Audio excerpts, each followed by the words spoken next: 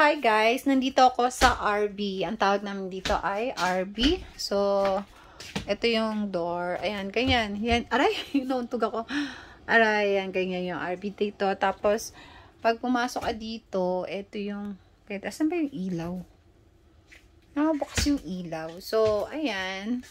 So, ganyan siya.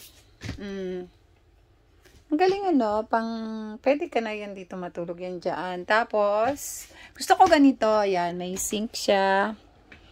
And may mga cabinets. Yan, may mga plato. Ayun. Okay. So, ayan. Bukas tayo na ilaw dito. So, ganyan siya. Try natin ano yung mga nakalagay dito. Ayan, may baso. May microwave, yan, of course.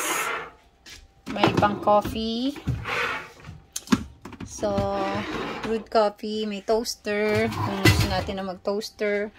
So, I think, tapos may lutuan. So, may oven siya. And, yan, utilities nila. Ayan. Galing Tapos, may lutuan. So, hindi na tayo, kung mag-camping kayo, hindi na kayo magdadala ng kung ano-ano. So, ganyan siya. And then, ayan, ganyan. Okay, hindi masyadong malinis. Pero, okay na. Init. Then, ayan, so, kailangan namin to. Ayan. So, dito ilalagay. And then, of course, ito yung, I think, ano to? Teka lang.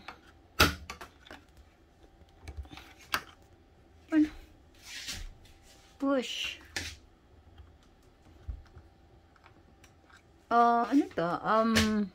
Or gas, or So, anyway, hindi na namin to ginalaw kasi hindi ko alam kung ano to. Hindi ko na ginalaw. So, may microwave. And, syempre, pag may bisita ka, ito yung flooring. And, of course, may may TV. So, kailangan natin to check kung ano yung mga laman ng loob. Ang ganda. So, ayan. So, may ganyan siya. And, may window. And, of course, another, ayan. So, 5 araw. Ako titira dito. 5 days. Ayan. And 5 days. Then, so, ayan siya. And then, ito yung bathroom. And then, merong 4 pa. O, diba? Pang team. Ang galing at parang may safe deposit. Ano to? Okay. Anyway, may heater pa siya. So, ayan.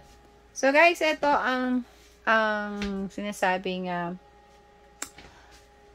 tawag nito, yun, cabin. So, I hope you enjoy. Bye.